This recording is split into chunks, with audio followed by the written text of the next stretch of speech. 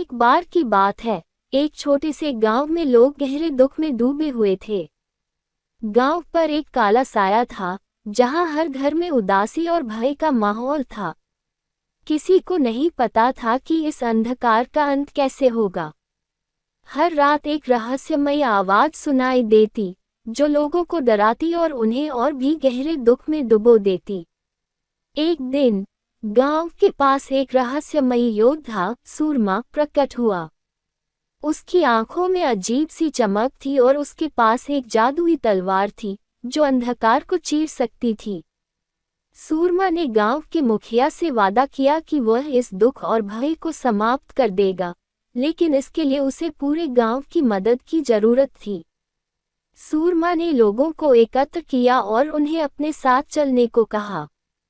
उन्होंने गांव के बाहर एक गुफा की ओर इशारा किया, जहां से वह रहस्यमयी आवाज आती थी। हर मिनट पर गुफा के अंदर गहरा रहस्य खुलता गया और लोगों के दिलों की धड़कनें तेज होती गईं।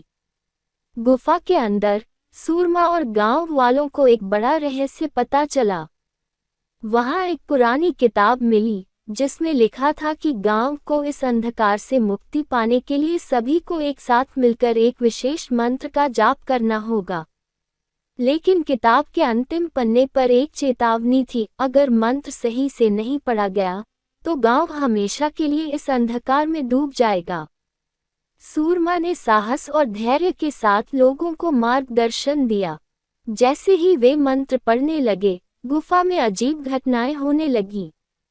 दीवारें हिलने लगीं, छत से पत्थर गिरने लगे, लेकिन सूरमा ने हिम्मत नहीं हारी। अंत में मंत्र पूरा हुआ और गुफा में अचानक गुफा से अंधकार का साया गायब हो गया और गांव पर फिर से उजाला फैल गया। लोग सूरमा के प्रति कृतज्ञता से भर गए, लेकिन जैसे ही वे उसका धन्यवाद करने के लिए मुड़े, सूरमा गायब हो चुका था। गांव फिर से खुशहाल हो गया, लेकिन सूरमा का रहस्य हमेशा एक पहेली बना रहा। लोग कहते हैं कि जब भी किसी गांव पर दुख का साया पड़ता है, सूरमा वहां आकर लोगों की मदद करता है और फिर गायब हो जाता है, जैसे उसने कभी वहां कदम ही नहीं रखा हो।